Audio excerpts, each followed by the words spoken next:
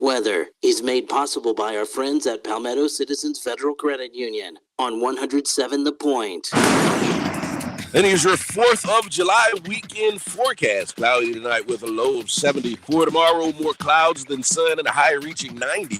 There's a 30% chance of a shower, warmer Sunday, and a better chance of afternoon rain with 93 the high. While on Monday, for the 4th, look for a mix of sun and clouds and a high of 91. I'm Brian Leonard with your On Point local weather.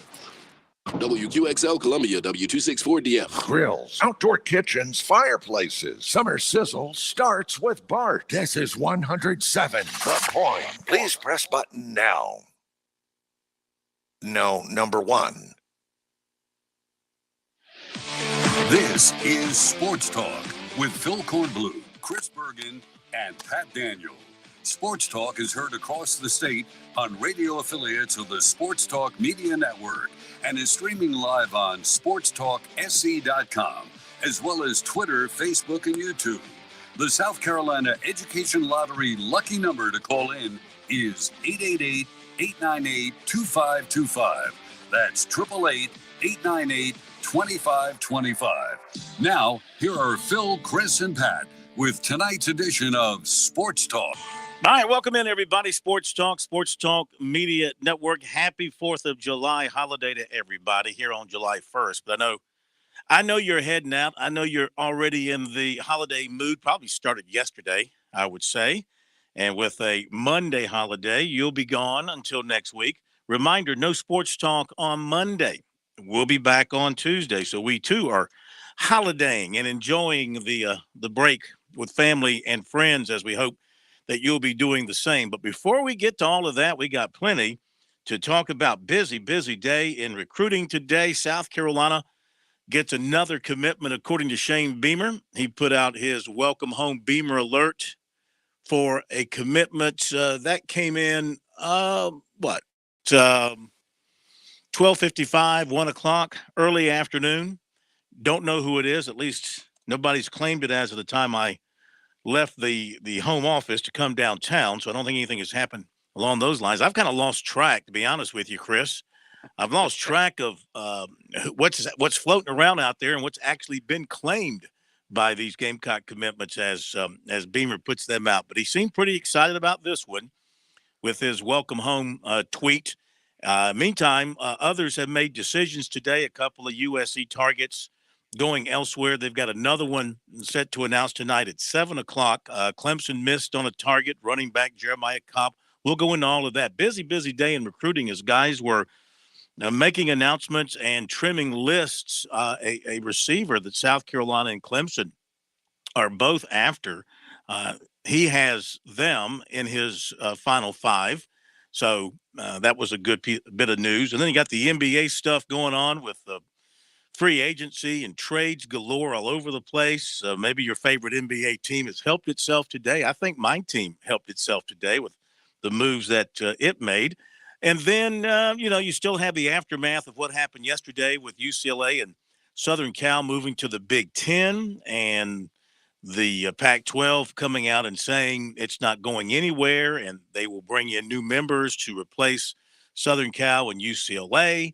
And there's always, of course, the continuing threat or concern, maybe threat of existence or concern about its existence of the ACC, Chris, because it's hanging out there and seeing what's happening with the SEC and the Big Ten and the talk of the redoing of the contracts for those leagues and the big money that those teams are going to be making compared to what the Big 12 and the ACC might do. And there's talk of the Big 12 and the Pac-12 forming a league, maybe the ACC jumping there in there as well. I mean, my goodness, no telling what the landscape of college sports is going to look like 2 years from now, But I think the good thing is we're going to have college sports. They're still going to play the games. We're still going to have the schools.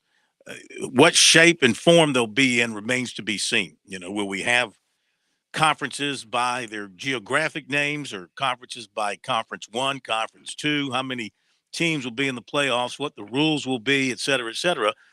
That's all going to be determined. And who's going to be in charge, whether it's the NCAA or a new type of governing body that oversees what has been the Power Five teams here over the last few years. You know, this is the beauty of sports talk, and this is part of what I miss by not going to an office. The old water cooler discussions Phil used to have coming off the weekend. You'd always talk about how your favorite team did with your work colleagues. You'd brag to your work colleague who happened to pull for your arch rival. Like, y'all lost, but we won, that type of thing. Mm-hmm. That's what this has been today, just watching social media and listening to other shows. And certainly I talked to a good buddy of mine who's a diehard Clemson fan, and he actually said he's concerned about the future for the Tigers, and not so much the future of the ACC, but what happens with Clemson. And he asked me an interesting question. I didn't have a good answer for it, so I'll throw this out there. He said, obviously, Notre Dame is the big fish still out there. So there is some conference, I think we all would admit, is going to get Notre Dame to finally commit full-time and get married to a conference, not the half end that they're done with the ACC. You know, their toes are in the water, but the rest of their natural body is still standing out there. So if Notre Dame is that big fish and no conference is just going to take one team, who is the other team that is out there, whether it is a member of a conference right now that's doing well, one that could potentially be imploding, like, say, the Pac-12? Who's that other team that you believe might go if Notre Dame does join, say, the Big Ten? Yeah, that's take your pick. I don't know who you would pencil in that situation. It remains to be seen. I think, of course, Notre Dame, whatever they end up doing, will start the dominoes to fall, and we'll see what happens there. But the question is, what is Notre Dame going to do? They seem to be holding all the chips right now, and when they'll make a decision, if any decision is to be made, also is a big question mark. I mean, they might just try and sit this thing out. I don't know how they can.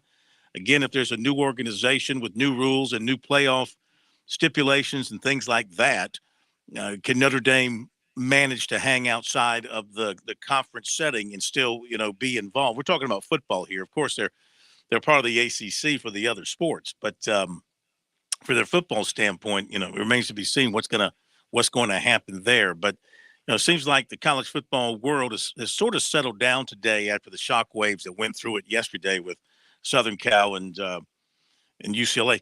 I was thinking last night, I can't wait. I hope the opening baseball series of next season for the Big Ten will pit Southern Cal at Michigan in mid-February. Welcome to the Big Ten. I mean, I really want to see that, but ordinarily they'd be playing, maybe Cal State, Poly, Riverside, and it'd be 75, 80 degrees, and you could hear the ocean in the background. No. Sure. Let's send them to Michigan, or send them to Ohio State sometime in even early March. Good luck with that. I'm looking forward to seeing how they react to all of that. So tonight we're open for your phone calls. I know it's a Friday. I know it's a holiday weekend. We will still take your phone calls and hear what's on your mind. 888-898-2525 is the number. South Carolina Education Lottery lucky number here on Sports Talk. If you haven't been able to get through to this point in the week, tonight would be a good night to give it a shot, and we'll get you on the air to get your reaction to everything that has gone on this week. We'll have our visits with Jeff Owens in the fast lane and George Bryan III, Birdies and Bogeys around South Carolina, will update the golf scene as well. Also, John Kosas from the Fireflies. Are they still in first place? The first place Columbia Fireflies, last time I checked, off to a great start in the second half of the season. Because there's no Monday show and he's normally with us on Monday, we're going to have him tonight, and also he can preview the big weekend they have planned at Segra Park for the Fireflies, built around the July 4th holiday. So he'll be with us at the bottom of this hour to talk minor league baseball, the Fireflies, and what they have coming up this weekend. And they are still the first place Columbia Fireflies by a game over Kannapolis. I mean, it's just amazing. Just a simple turn of the schedule calendar, and it's like a brand new team. And it just shows you what winning can do. Winning is contagious, just like losing is, but winning is contagious. You start to win, maybe you loosen up a little bit, you get a little confidence, and next thing you know, you've put together a pretty good little streak. Now, it's early in the second half of the season. Nobody's ready to crown them as the champions of the second half yet, but a lot better than they have been for sure. Well, how about Ole Miss? They're a perfect example of a team that was downtrodden, not playing very good baseball, much like the Fireflies. They got a second life after the SEC tournament. They got into the NCAA tournament. They won a few games in the regional, and then all of a sudden they gained some confidence. They blow through the super regionals, and they only lose one game out at Omaha en route to a national championship. I mean, it's that story probably happens more often in baseball than any other sport because, as you pointed out, Phil, winning is contagious, and confidence is contagious, and lack of confidence, I think, is also contagious. Let's not forget the Atlanta Braves last year, too. Another regional example. Mm-hmm. They were 2 games below 500 when their star player, one of their star players, Ronald Acuna Jr., was lost for the season. A lot of Braves fans, including myself, thought the season was over. You had just lost Mike Soroka again to his ruptured Achilles as well. They ended up getting hot, making a lot of trade deadline moves, and won the World Series. Mike Morgan pronounced them dead on this show. Said they had no chance. That's why we without fired Ronald him. Acuna. We He fire said there's people no for making chance. mistakes like that. All right, like I said, a busy day in recruiting. We'll get into all that coming up for you here in a little bit. Our poll question of the week into its final hours. You got 6 hours left if you haven't voted. 756 votes in this week. Question was, the reports, Miami Collective paying a quarterback $9.5 million, Tennessee Collective paying a quarterback $8 million. Do you think Gamecock and Clemson collectives should engage in that type of bidding for a premier quarterback? 78.8% of the respondents say no. 21.2% say yes. Now, Clemson, I read a story in the state paper today. They did one on Clemson, much like they did on South Carolina. With Clemson now, today being July 1st, the suspension of the laws in South Carolina related to NIL takes effect for a year. They're suspending these laws for a year. And now Clemson has its own internal mechanism called RISE. And it is supposed to be, the direct connection between the fan base and the athletes.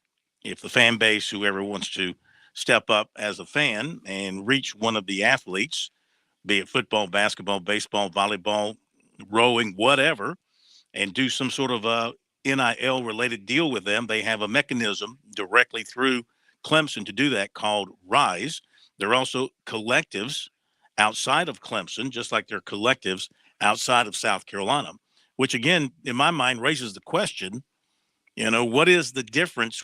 Why would you, if you're a fan, why would you use a collective versus going through what the school is offering internally? I need somebody to explain. Maybe you can. Pat, maybe you can explain why one would be preferred over the other, or is there no difference? Is there no reason to prefer one over the other? Does one accomplish something the other can't accomplish? Anybody have an answer to that?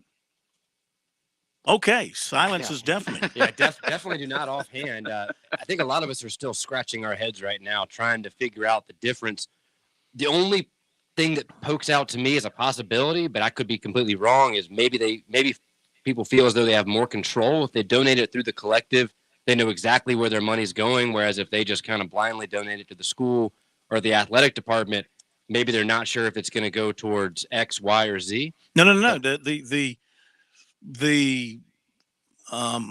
What they've set up within the schools, USC, Clemson, those get you directly in touch with the player. Like they have a database. You sign up, you register, then you can go into the database. You can pick out the player, the athlete that you want to contact, and contact that athlete directly and set up your deal. And so these collectives are separate from that. Collectives are separate. They are outside the purview of the school. So that makes it sound like it's the only difference that somebody for the collective is getting a cut, whereas if you go through the school, maybe not. I think that might be one difference. Yeah, I think. What do you think, Chris? I think if you're trying to compare, say, the Gamecock Club and IPTAY versus these collectives, I think still the majority of fans would prefer to donate to the booster clubs because that's the way they get tickets. That's the way they get parking. And they feel like that probably helps the whole athletic department a whole lot more than just necessarily picking one athlete through the collective. Now, as we move forward, I think you might start seeing those things change. But I think the majority of Gamecock and Tiger fans right now, if you had a choice, you're going to probably pick IPTAY or the Gamecock Club over the collectives, at least right now. Want to see how this works out. Want to see how this plays out over time. We don't have enough of a sample source really to draw any conclusion yet. I do want to see how this plays out over time and to see if anything is negatively or positively impacted by this. Are we going to see actual donations to IPTAY and the Gamecock Club and organizations like that actually decline because people are putting their money into the collectives or into the other organizations within the school? Will there be a direct impact on giving to the traditional I think there has to be. fundraising arms for the athletic departments? I don't see how any other way that plays out unless you just got so much money. It doesn't matter to you and you can donate to both. But I would think most folks are in a situation where they budget X number of dollars that they want to put in for entertainment. And so that's a very small piece of their budget pie. And it's going one place or the other, but it can't go to both. How about this? I mean, how are losers going to do it? I mean, what if your team is a loser? I mean, it's just, you're a 3-win team, you're a 4-win team. You're still trying to get money for your players. You still want to be able to show recruits that, your program, your team, your school is going to provide a way for you to make some dollars. But people don't want to give money to losers. How's that going to work? If your team, I mean, is this there's pressure enough to win? Is this additional pressure to win? I guess because win or lose, Gamecock fans, Clemson fans, IPTAY Gamecock Club, those people gave religiously no matter what. 4-win season, 8-win season, 12-win season.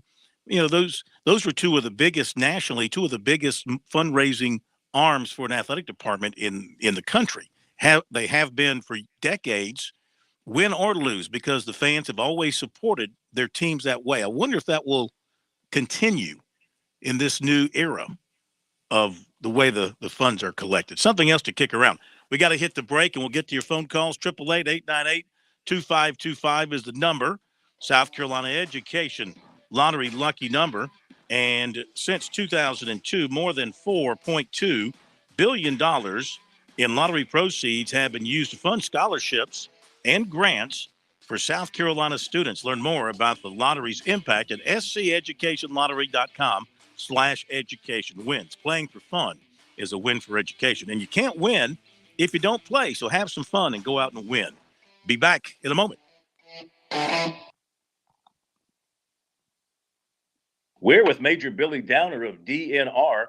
Of course, hunting is very popular across the state of South Carolina. Major Downer, what things should our hunters be thinking about before they get out in the fields? It seems like every other show we're talking about hunting safety of some sort. Whether it's turkey season or deer season, hunters always need to be aware of their target. Make sure before you pull that trigger that you know what you're looking at. Whether it's a turkey during turkey season or a deer during deer season, you know your identifying features of your game. You know what's beyond that target in case you miss. Learn more about the great outdoors in South Carolina with Major Billy Downer on SC Wild here on the Sports Talk Media Network.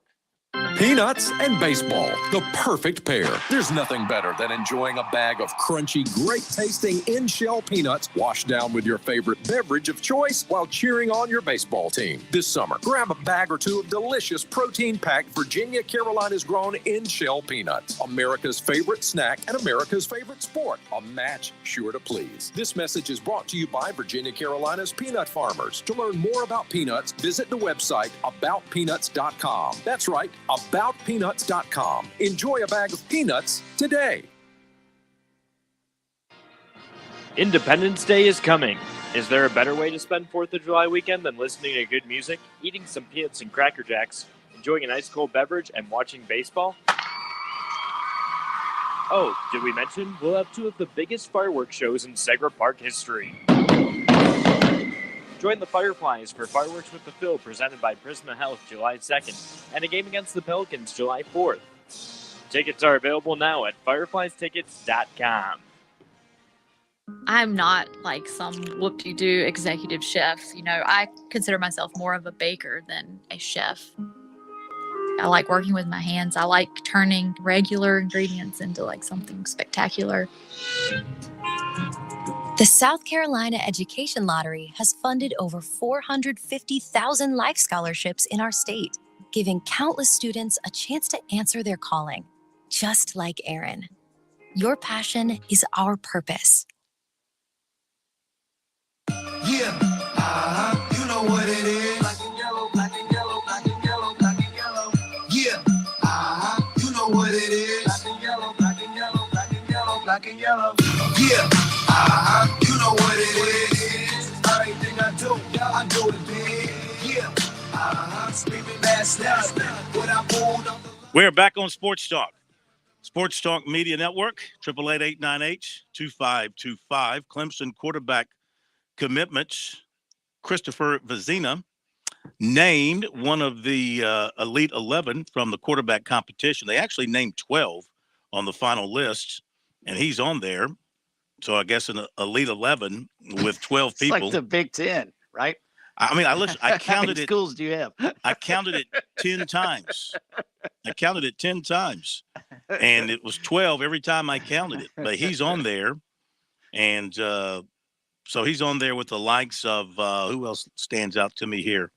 Well, Jackson Arnold was named the number one guy. And Malachi Nelson is a big-time recruit. All these guys are big-time recruits from a quarterbacking standpoint. So he obviously performed well and is somebody Clemson can be excited about. South Carolina, of course, hoping to get Dylan Lonergan when he announces on July 12th. The Gamecocks hoping, of course, to get Dante Reno when he announces tomorrow night at 7 o'clock in the 2024 class. Let's go to Hank in Columbia. He's a man who has like a lot of answers to a lot of our questions. Let's see if he can help us out. Hank, welcome into Sports Talk. How are you? I'm doing fine, Corn. I don't know if I can help you with this. The only thing I could think is basically if you give to the school, you know it's going to go straight to whoever you pick. Whereas I guess in the collectives, you give a good bit of money, but then whoever they think is important, they may channel the money to instead of somebody you like. But I still think in the collective, I still think in the collective, they put you together with players that you want to deal with, I think. So, I mean, I think you can still make your own deal through the collective. I just don't understand what the difference is between the two of them. But go ahead. Yeah. But what I was calling about it is, this stuff with Southern Cal and UCLA, all of it is because of these folk that anytime there's a change, they go screaming bloody murder that they want to keep things the same. If you think back to about a year ago, there was an opportunity to go to 12 teams in the playoff, right? And when some folk kind of balked at that, they got mad about the Oklahoma-Texas thing coming in the SEC. And that's all it was a pride thing. They balked at changing it from 4 to 12. And each of these conferences had at least a conference champion in with those largest, which is what it's saying. So you take that away because you get mad. Hank, we got a bad cell connection. Let's put you on hold real quick. And see if we can get that cleared up. And one thing I want to talk about, what he said, Chris, was talking about the playoff expansion. If I'm not mistaken, the creation of the idea of that alliance between the ACC and the Big 12 and the Pac-12 kind of squelched that, didn't it? Isn't that what kind of put the brakes on all that talk about expanding the playoffs, at least right now? Well, that and the fact that those three conferences were trying to align themselves together to go up against the SEC. I mean, it was a fairly obvious attack against the SEC when Texas and Oklahoma announced they were moving into the leagues. So the theory was, all right, these three conferences will get together. They'll schedule non-conference games against one another, and that may keep them viable. Of course, that has gone out the window, and I'm not sure they ever talked after that initial gentleman's agreement that they came out with, about a year or so ago. And I don't know, we've heard word one from them since about that, and we certainly won't now for sure. Yeah. All right, back to Hank. Hank, go right ahead, sir. Okay, yeah. So basically, you get the alliance group together, and then they kind of double tag team, and so the playoff expansion thing went out the window. And so when it went out the window, well, then when you have these power schools like Southern Cal, UCLA, or Oregon, the schools that really care about football and all, they're sitting there saying, well, hey, the Pac-12 never got anybody in before. The SEC conference is getting stronger. The Big Ten, so these schools want to still be in the business of winning national championships and getting to that. So now they both, and so some of their not wanting to advance and moving that playoff has gotten now the Pac-12 into a situation where they may not be a Pac-12, and you got the ACC in a situation where Clemson might decide, hey, we got to get out here and get into one of these two big conferences. So that's what happens when folks don't want to even listen to a prospect of moving forward. Mm-hmm. Yeah, I guess you got to keep an open mind or you get left behind in a lot of cases. All right, Hank, thank you very much. Appreciate that. I guess it's called forward thinking, looking ahead and seeing what the future holds. Some people have that vision, some people don't. Those that do, if they can sell other people on that vision, the right people, you can move forward and make your thing happen. And the rest get left behind. Back after the break. On Point Weather is made possible by our friends at Palmetto Citizens Federal Credit Union on 107 The Point. And here's your 4th of July weekend forecast. Cloudy tonight with a low of 74. Tomorrow, more clouds than sun and a high reaching 90. There's a 30% chance of a shower, warmer Sunday, and a better chance of afternoon rain with 93 the high. While on Monday, for the 4th, look for a mix of sun and cloud and a high of 91. I'm Brian Leonard with your On Point local weather. Enjoy the sounds of summer from Mellow Mushroom Pizza Bakers. Cannonball!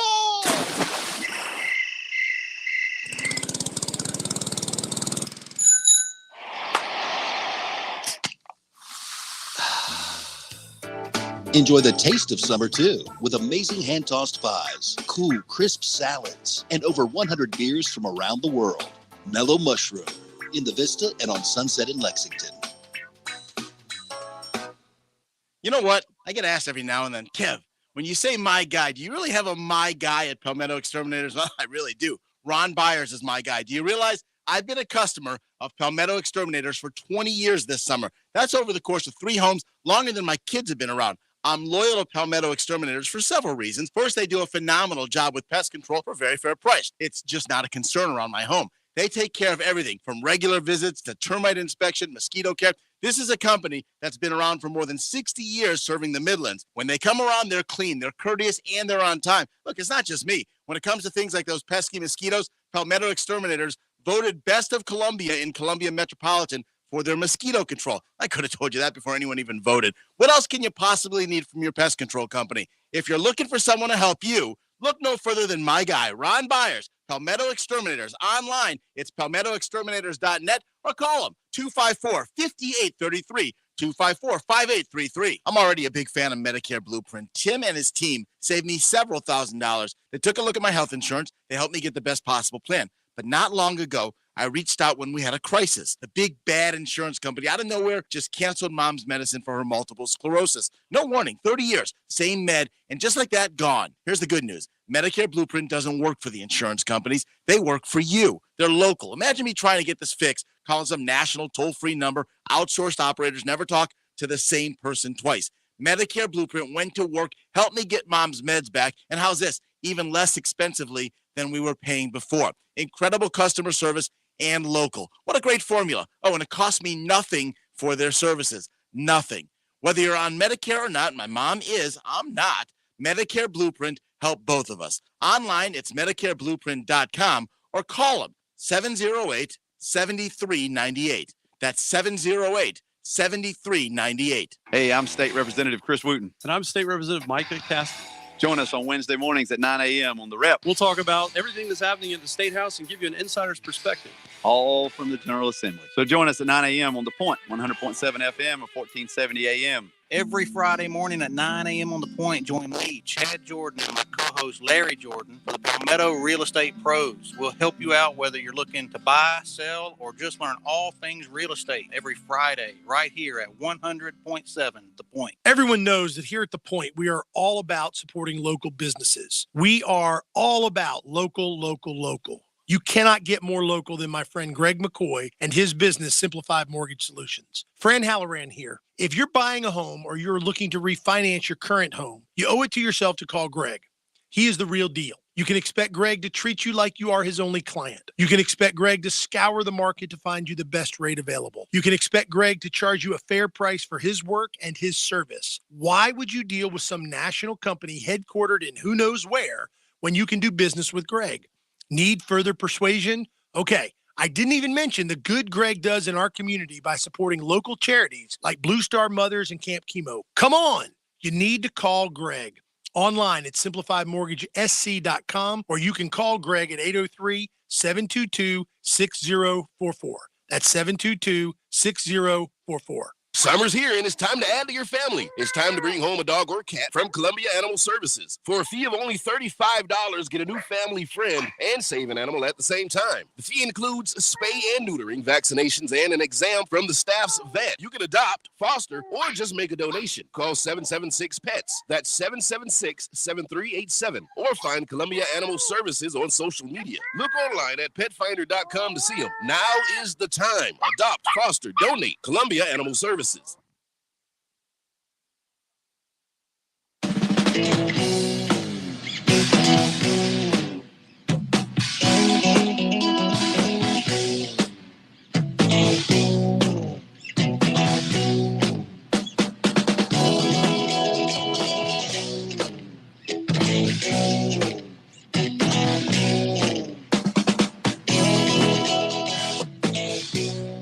All right, we'll have John Kostas from the Fireflies with us here in just a moment. We've got recruiting coming up for you. I'll tell you a piece of breaking news in recruiting, and that is that Northwestern receiver Elijah Caldwell has just committed to West Virginia. So West Virginia has come into the state and gotten at least 3 in this class. They've got Raheem Jeter, the quarterback from Spartanburg. They've gotten Elijah Caldwell, wide receiver from Northwestern. They've gotten Amon Smalls, defensive tackle from Beaufort. That's pretty good haul for one out-of-state team in 1 year in South Carolina. That's not, say, Tennessee or Georgia. That's pretty unusual. And what league will those 3 gentlemen be playing in for their entire career? Well, I guess right now it'd be the Big 12, right? It will be to begin with, you would think. Mm-hmm. But how much does that change between the time they sign on the dotted line and when they get their degrees? That's right. They may be playing in the Pac-12 before they're done. I mean, who knows? Who knows where Clemson's going to be in all seriousness?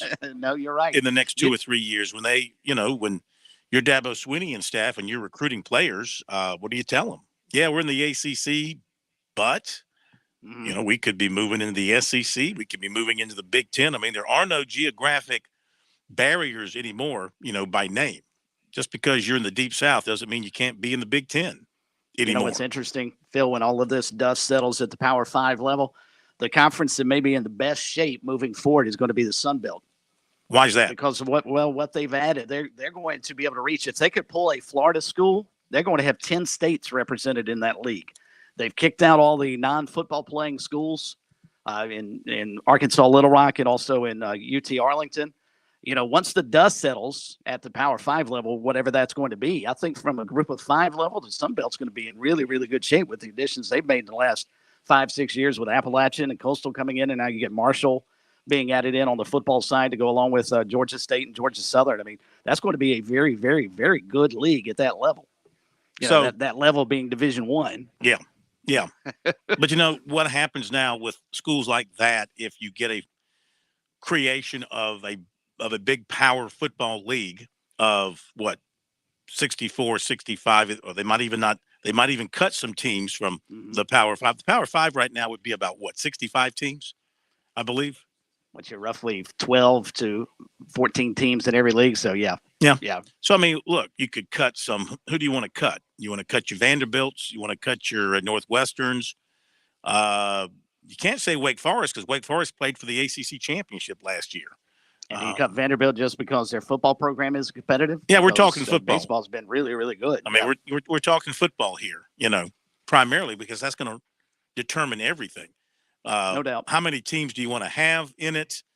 And which teams do you want? And then what does this mean for the rest? Do they form their own sanctioning body for college football and do their own thing? But, what does it mean for the bowl structure and who gets to go to the bowl games and all this kind of stuff? So I think when the Power 5 sort of molds into one another, whatever it's going to do, I think they'll get rid of the bowls. They will go just a straight playoff is what they'll ultimately do. So the bowls are going to have to be around for everybody else, I would think. So, you think – no, you couldn't you couldn't tell the rest of the Power 5 teams that aren't playing in the playoffs that you got no postseason. They got to have somewhere to go. You do that in basketball.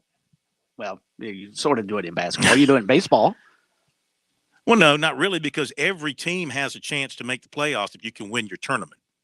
Yeah. Technically speaking, theoretically. No, you're right. You're right. So I don't know that you can tell the rest of those Power 5 teams, hey, your season's over if you don't make the playoffs. What's the Rose Bowl Then they would say, okay, well, let's have a 60-team playoff then. That's exactly right. We're not going to accept that. We'll have a 60-team playoff. Is John with us? Okay. Well, we'll get into recruiting and everything coming up. Got a long, juicy, meaty recruiting report for you to take you into the weekend coming up here momentarily. But let's talk some baseball. Why not? It's July 4th. What else goes better with July 4th? Though football keeps sticking its ugly face in the middle of everything, it seems. You can't get away from it. The American tradition, July 4th, is baseball. And here in South Carolina, it's the Carolina League. And right here on Sports Talk, it's the Columbia. Let me rephrase that. The first place red hot Columbia Fireflies, the voice of the Flies. I like that, the voice of the Flies. John Kosis joining us here. Hello, sir. How are you? Hey, I'm doing great. Second half has certainly treated the Fireflies well. How are you guys? Hey, we're doing great. And, we touched on this when we had you on Monday. And by the way, we're not on the air Monday, so we talked to John about coming on tonight to preview the weekend and talk about the good week the Flies have had. You guys are 5-1. I mean, you're tied for the best record in the Carolina League with Fredericksburg. It simply can't be the turning of the calendar from one half of the season to the other that's making the difference. No, it's one of those things where if you look at first, the fact that we had a doubleheader kind of helps because as we talked about, one thing that's been difficult for them is they've got these young starters that can't go deep into games. So having 2 7-inning games certainly helps that. But outside of those 2 7-inning games, you get a quality start from Luinder Avila. You end up getting 4 2/3 innings out of Ben Hernandez, and that bullpen hasn't had to get taxed too much. And when it does, you're able to throw out one of those new 24, 25-year-old arms that kind of bring that depth to your rotation, that depth to your pitching staff. And, man, I don't know. They're looking really good. If you would have told me that we would have started off with 6 games against Charleston and Augusta, and we would have started off 5-1, I would have said you're crazy. But that's where the Columbia Fireflies are right now, playing some real hot baseball. Yeah, there's Charleston. They're 2-4 after being so good in the first half. Of course, it's still early, but you're outscoring teams by a combined 36-25 at this point. You got a game scheduled for tonight in Augusta. How's that looking with the weather? From what I heard, they just took the tarp off, and they're looking pretty good for a window from 7 until about 11. So they should be able to get today then. So offensively in this second half, who's been leading the way for you guys? Prior to being put on the IL today, David Howley was certainly a guy, 2 home runs in 1 game earlier this week, had another game with 3 doubles. He really got put on this roster, was hitting 300 with good power numbers. But since the calendar turned over to the second half, Enrique Valdez's contributions cannot be missed. He's hitting over 500 in his last 6 games. He had 4 hits last night for the 3rd time this season, and he's had 3 consecutive multi-hit games. So Enrique Valdez, the 3rd baseman, has really stepped up in a big way. John Kostis of the Columbia Fireflies with us here tonight. Looking forward to Independence Day weekend, and we'll get some of the promotional things going on because it's going to be a busy weekend at Segra Park. Touch on that in a couple of moments. John, though, in your experience in minor league baseball over the years, when a team wins the first half, like, say, Myrtle Beach did at 47-19, off to sort of a mild start in the second half, if they start seeing that they're not going to be a contender in the second half, do they, for lack of a better term, do they tank the rest of the season to start getting ready for the playoffs? How do teams that win the first half sort of handle the second half with pitching and resting guys and the like? Typically, the first half team does not win the playoff series, right? So typically, if you're really good in the first half, a lot of those guys get called up to high A, and then that team is really good and threatens to win, that team's division. Second half winner almost always is the team, unless there's a team like last year, the Charleston River Dogs, that just completely dominates the league. typically the second half team that ends up winning the championship. So if Myrtle Beach gets gutted, we could see Myrtle Beach struggle down the stretch and be kind of a gimme in that first round of the playoffs. But, Charleston is definitely a team that, although Columbia took 2 of the last 3 from, they're a team that I worry about as a team going on a revenge tour right now. And Myrtle Beach, we got to see how they restock because they just graduated 4 or 5 arms to high A, and Pete Crow Armstrong leaving their outfield is certainly a hard person to replace. All right, John, obviously the 4th of July holiday weekend is big for baseball teams all across the country, you guys being no exception. You don't have a game at home on Saturday, but you've got a big event planned for Saturday. So tell us what's going on tomorrow, and then also when you do return home on Monday. Yeah, we've got fireworks with the Phil tomorrow. It's going to be a really, really fun event that kicks off at 6 p.m. Gates open. Grab yourself a beer, grab the kids a soda, some ice cream, and then 8 o'clock, the Philharmonic Orchestra is going to start playing their patriotic pops playlist. So, the War of 1812, the Overture, as well as Battle Hymn of the Republic, all those patriotic songs that you're used to hearing, but just performed by the Philharmonic Orchestra. And then we'll have the fireworks begin during the concert. This is the second time we've done the event. This event is the largest fireworks show that we have ever had at Segra Park. So I highly recommend you come on out. They're not only going to be more fireworks than usual, there are going to be bigger fireworks than usual. So Saturday, you'll certainly want to be able to come out to the ballpark, and tickets are still available at firefliestickets.com for Saturday's event. All right. Hopefully the weather will cooperate. I think it's supposed to ease up a little bit over the weekend before it gets rainy again next week. So good luck with everything. Continued success on the field. Enjoy your July 4th with the Fireflies. We encourage folks to get out and take in a ball game. And we'll talk to you in your regular slot a week from Monday. That sounds good to me. Thanks so much for having me, guys. Thank you, John. Thanks, John. John Kosas, voice of those red-hot Columbia Fireflies, leading early on in the second half of the season in their division in the Carolina League. All right. I'm glad you broke down what happens between first half champions and second half teams. I had never considered the fact that Myrtle Beach is in a situation where they played so well in the first half. Hey, maybe we need to move some of these guys up to high A baseball and see how they transition up through the minors. Boy, you could really gut a good team in a hurry, couldn't you? Yes, you could. And that's what the purpose is, though. Their purpose is not. No doubt. I mean, I don't think the folks in the Royals organization they want to see their minor league teams do well and win, but they want to see player development, and they want to see it fast. And, you end up losing a couple, 3 key guys, and all of a sudden you're back to a below-average baseball team. All right, thanks to John Kosas. We'll hit the break here on Sports Talk and come back with the recruiting report for you. Got a lot of stuff to talk about on a very busy Friday. North Carolina having a good day, and they're waiting on they think a commitment from wide receiver Christian Hamilton, a guy that South Carolina and Clemson had some recruiting dealings with, but looks like he may be headed the Tar Heels way, which I think would give them 3 on this Friday. We'll hit the break, update things in a moment. Summer weather has arrived in South Carolina, and you know what that means. Sweet, tasty South Carolina peaches are hitting shelves near you. Most people tend to think of Georgia as the peach state, but South Carolina is the East Coast's top producing peach state, so we know a thing or two about a great tasting peach. The next time you're in the grocery store or local farmer's market, keep an eye out for those sweet, tasty, certified SC peaches. Discover more about the tastier peach state at scpeach.org.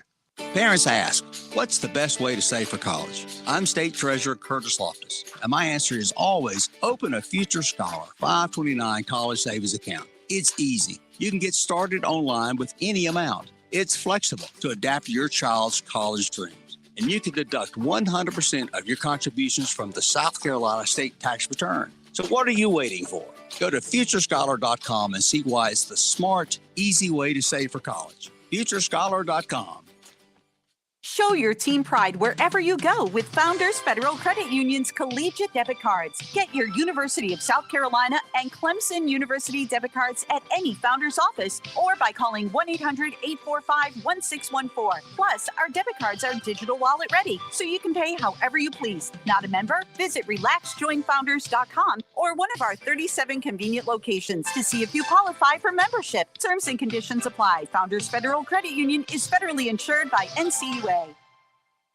Peanuts and baseball, the perfect pair. There's nothing better than enjoying a bag of crunchy, great-tasting in-shell peanuts washed down with your favorite beverage of choice while cheering on your baseball team. This summer, grab a bag or two of delicious protein-packed Virginia Carolina's grown in-shell peanuts. America's favorite snack and America's favorite sport. A match sure to please. This message is brought to you by Virginia Carolina's peanut farmers. To learn more about peanuts, visit the website aboutpeanuts.com. That's right, aboutpeanuts.com. Enjoy a bag of peanuts today.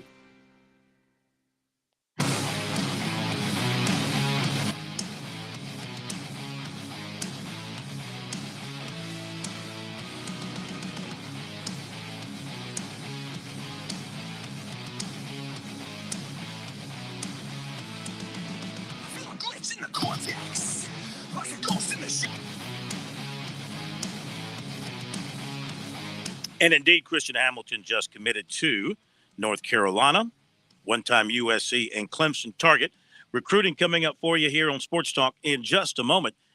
So you're getting ready for your Independence Day weekend celebration. You're looking for that perfect addition to your cookout. Be sure to pick up a sweet South Carolina watermelon.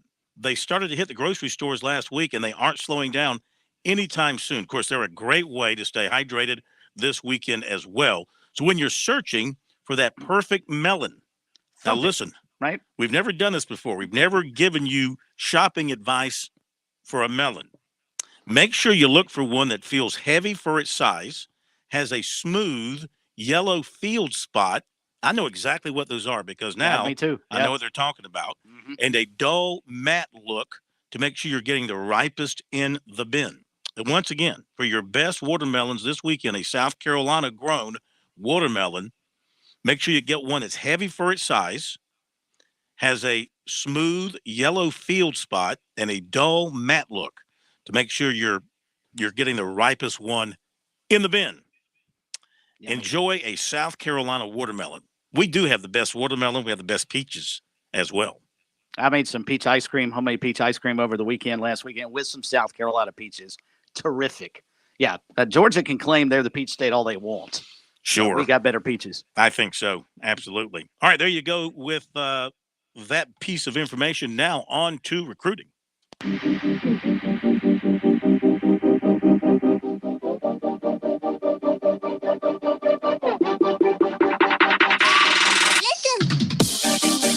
And you know, Seawells has the best South Carolina watermelon that you can find in South Carolina, Chris. The freshest, the juiciest watermelon is available at Seawells. Now, Seawells is closed until, next Thursday. They're off for the holiday, so give them a break. Let them enjoy the holiday, but come back hungry on Thursday for the daily luncheon buffet at Seawells, where you can get homegrown South Carolina watermelon slices as part of your selection. Their delicious luncheon buffet. And, of course, the very best in the catering business, that's the Seawells folks as well. For over 70 years, they've been doing it, so you know they've been doing a fantastic job. You don't stay in business for over 70 years if you're doing a lousy job. They'll host at their facility, 1125 Rosewood Drive in Columbia, or they'll come to you. And you can get more information by looking online at SeawellsCateringSC.com or by calling 803-771-7385. Busy Friday in the recruiting world. First of all, Shane Beamer issued another one of his welcome home commitment alerts around 12:55 this afternoon. So who could that alert be for, Chris? Pat Daniel, wide receiver, Columbia, South Carolina. I have officially committed. Can't wait. I'm home. Unfortunately, he's not in our database. There are at least... He's at least a 2 corn cob, though, right? At least a 2. He's at least a 2 cobber. So there are at least 24 publicly uncommitted prospects offered by USC who list the Gamecocks as one of their favorites right now in our database. 3 are among the 24 who have set commitments announcements. Defensive end Tyree Weathersby, that's at 7 o'clock tonight. Quarterback Dylan Lonergan, that's July 12th. Wide receiver Tyler Williams, that's September 27th. So who knows? We got 24 uncommitted who have the Gamecocks among their favorites. Probably one of those is who he's talking about. Now, USC missed out on defensive end Jabron Harvey, 6'3", 217 of Durham. He committed to North Carolina, made officials to USC, Oklahoma, North Carolina, and Louisville. Also had Wake Forest on his short list. He had 129 tackles, 28 and a half sacks last season. The Gamecocks also missed on safety Braylon Johnson of Highland Springs, Virginia. He, too, staying in his home state. He committed to Virginia Tech. He made officials to USC on June 10th. Virginia Tech, June 24th, also made an unofficial to USC March 19th. That's when he was offered by Shane Beamer. 7 o'clock tonight, defensive end Tyree Weathersby of Douglasville, Georgia, will name his choice, though he plans to continue with some official visits to other schools. Tennessee was his only official visit in June. He also has USC, Kentucky, and Mississippi State on his short list. Clemson running back target Jeremiah Cobb of Montgomery, Alabama, announced his commitment today to Auburn over the Clemson Tigers and Tennessee. He made officials to each last month. Last season, he rushed for 2,163 yards and 30 touchdowns. Tomorrow at 7 o'clock on CBS Sports HQ, USC is expected to be announced as the choice of 2024 quarterback Dante Reno. Fiskdale, Massachusetts, goes to school in Connecticut. Remember, his dad's the head coach at Yale. Made 3 visits to USC, including last weekend for the Carolina Cookout. He named a short list of USC, NC State, Kentucky, Purdue, Virginia, Wake Forest. Also on Saturday, one-time USC target running back Dontavius Braswell, set to announce at 4. He's down in Nebraska, Boston College, Oregon, Alabama. On Monday, Clemson expecting more recruiting fireworks when offensive tackle Zachariah Owens of McDonough, Georgia, makes his commitment pronouncement. Clemson was his only official visit of June, and he has said nothing publicly, practically nothing publicly about his recruiting since then. A former Tiger target, defensive tackle Darren Reed of Columbus, Georgia, also announces on Monday down to Ohio State and LSU. Also on the 4th, Powdersville safety Thomas Williams is set to announce. He has reported offers from Penn State, Virginia Tech, West Virginia, Old Dominion, and UAB. Clemson target, defensive end Keldrick Falk of Highland Home, Alabama, makes his commitment announcement on Tuesday. With Clemson, Florida, Florida State, and Auburn the finalists, no true read on what he might do. And on July 8th, defensive end Peter Woods of my favorite little town in Alabama. You know it. I know it. Alabaster, Alabama. Chris, you Alabaster, you. You are one Alabaster if I've ever seen one, Pat. No doubt. Anyway, Peter Woods of Alabaster, Alabama. That's Thompson High School. They are loaded with players. And he'll announce his school July 8th. He has a Final Four: Clemson, Florida, Oklahoma, Alabama. He took officials to Clemson and Florida last month, but he's visited the other schools as well. Receiver Chris Lawson Jr. of Ridgeview committed to Appalachian State. Beaufort safety receiver Colton Fairs, 6'2", 185, committed to Appalachian State earlier in the week. And then, as I mentioned earlier, Northwestern wide receiver Elijah Caldwell today committed to West Virginia. One-time Clemson and USC target, defensive end Rico Walker of Hickory, North Carolina, named a Final 5 of North Carolina, Auburn, Florida, Maryland, and Tennessee. Wide receiver Tyler Williams of Lakeland, Florida, this afternoon named his top 5 and also pinpointed his commitment date. He has USC, Clemson, Ole Miss, Georgia, and Texas A&M as his 5. He cut Alabama, LSU, Notre Dame, Florida, Syracuse, Southern Cal, and UCF from his previous short list. The Gamecocks actually are an addition to the list. They were not on his previous short list, and he has set up his commitment announcement for September 27th. He took official visits to Clemson, USC, Georgia, and Texas A&M in June. He was at Clemson for their big weekend June 3rd. He made a midweek official at USC starting June 14th, and he has a visit to Ole Miss scheduled for September 3rd. Clemson has one receiver commitment in the class in Noble Johnson and is also in pursuit of Ronan Hannafin for their second receiver take in the class. Hannafin has Notre Dame, Alabama, and Boston College on his short list as well. The Gamecocks have two receivers committed in C.J. Adams and Kelton Henderson. They've also offered Williams' teammate, wide receiver Dadron Zipperer, and he has visited USC. And other receivers offered by the Gamecocks who have visited are Aiden Williams, Jaden Greathouse, and Carmelo Taylor. They offered London Humphreys of Nashville, but today he committed to the hometown Vanderbilt Commodores. Got a little bit more in recruiting. We'll give it to you after the break. Then Jeff Owens will join us in the Fast Lane here on Sports Talk. By the way, before we do what's supposed to happen here, thank you for pushing the button. I thank you. Programming thanks you. America thanks you.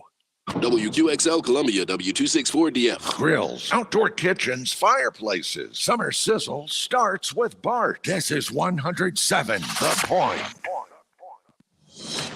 News this hour from townhall.com. I'm Jason Walker.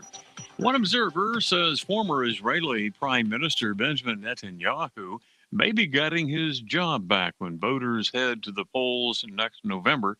Bob Agnew has more. Former Israeli ambassador to the U.S., Michael Oren, says Netanyahu can rely on one simple fact about Israeli politics. The major thing is security. Oren says despite losing his job last year amid a scandal, Netanyahu still has history on his side. He made people think that their children could be safe sleeping at night, and that's his great advantage. Former Ambassador Michael Oren was interviewed by the Salem Radio Network.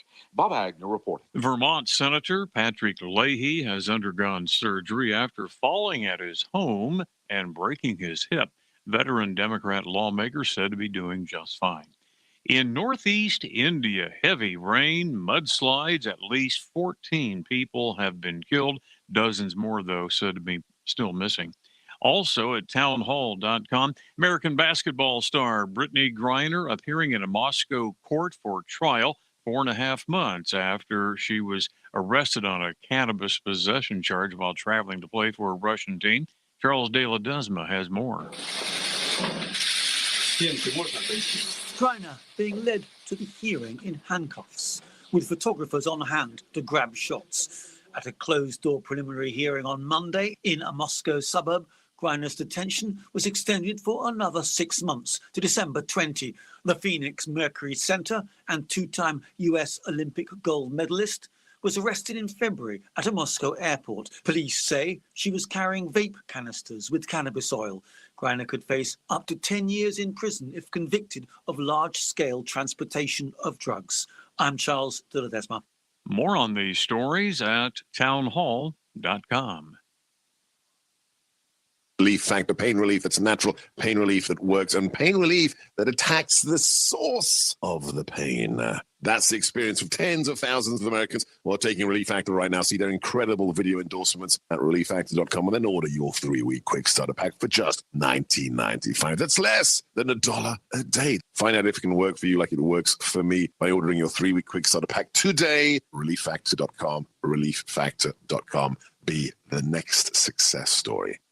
The fight for the unborn is raging in our country. The Supreme Court has overturned Roe v. Wade, clearing the way for many states to ban or severely limit abortion. The debates have never been stronger. During this critical time, the award-winning film, The Matter of Life, cuts through the rhetoric and hatred and exposes the real issues surrounding the plight of the unborn. The Matter of Life. Stream it today at salemnow.com and have your own life transformed as you watch The Matter of Life. We are learning more now about continued bribery admissions scandal. An ex-Georgetown University coach has been sentenced to prison for the bribery scandal. Correspondent Norman Hall reports. Former tennis coach Gordon Ernst admitted accepting nearly $3.5 million over a decade to designate the children of deep-pocketed parents as recruits, even though they weren't Georgetown-caliber players. His 2.5-year sentence is by far the toughest punishment handed down so far in the sprawling college admissions bribery scandal. Seeking leniency, his lawyer said Ernst, who was paid $55,000 annually, was surrounded by families with wealth and prestige at Georgetown, told himself he wasn't hurting anyone. He's among 54 people who have been convicted in Operation Varsity Blues. I'm Norman Hall. Breaking news and analysis at townhall.com. On Point Weather is made possible by our friends at Palmetto Citizens Federal Credit Union on 107 The Point. And here's your 4th of July weekend forecast. Cloudy tonight with a low of 74. Tomorrow, more clouds than sun and a high reaching 90. There's a 30% chance of a shower, warmer Sunday, and a better chance of afternoon rain with 93 the high. While on Monday, for the 4th, look for a mix of sun and cloud and a high of 91. I'm Brian Leonard with your On Point local weather. WQXL Columbia, W264DF. Grills, outdoor kitchens, fireplaces. Summer sizzle starts with Bart. This is 107 The Point. This is The Point. Make thepointradio.com. Welcome back to Sports Talk on the Sports Talk Media Network. You can reach the guys with the South Carolina Education Lottery lucky number, 888-898-2525. That's 888-898-2525. Now back to Phil, Chris, and Pat with the second hour of Sports Talk on the Sports Talk Media Network. All right, welcome back, everybody. Sports Talk Media Network across the state of South Carolina. Glad that you're with us here on this Friday heading into the weekend.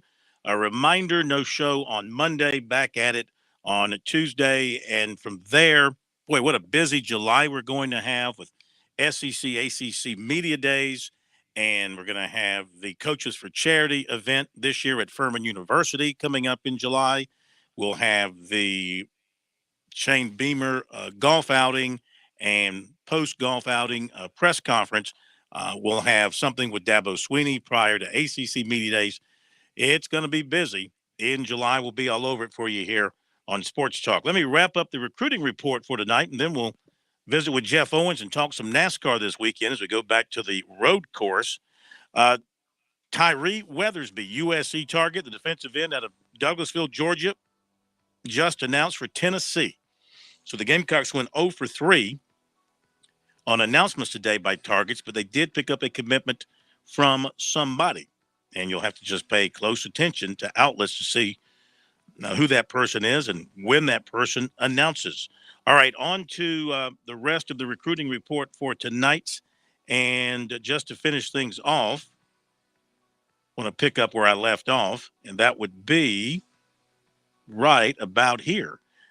And it is on Elijah Felipe, offensive tackle from Lackawanna Junior College in Pennsylvania. 6'7", 300. He's a USC offer. Gamecocks offered in May after recruiter Pete Limbo went by the school. Offensive line coach Greg Atkins later reviewed the film, liked what he saw, and offered. Felipe told us they still talk often. They send him stuff about the program and how they're doing there and things about the stadium and the facilities. They keep in touch. He talked with Atkins on the phone recently. He also has offers from Virginia Tech, Florida State, and Old Dominion. Also hearing from Syracuse as well. He's been talking with Atkins about an official visit, and they're looking right now at the last weekend in July for that. And he said he feels good towards South Carolina. They were the first offer, an SEC school. He likes what the coaches have been putting out. It's too soon to call them a favorite, he said, but they are up there. He is on track to graduate. He'll have 3 years to play 2 at the next level. I guess that's all I had left to tell you about on the recruiting report tonight. And so we head into the weekend with all that behind us and a lot to look ahead to. And, of course, we'll be reporting on everything as it transpires over the weekend.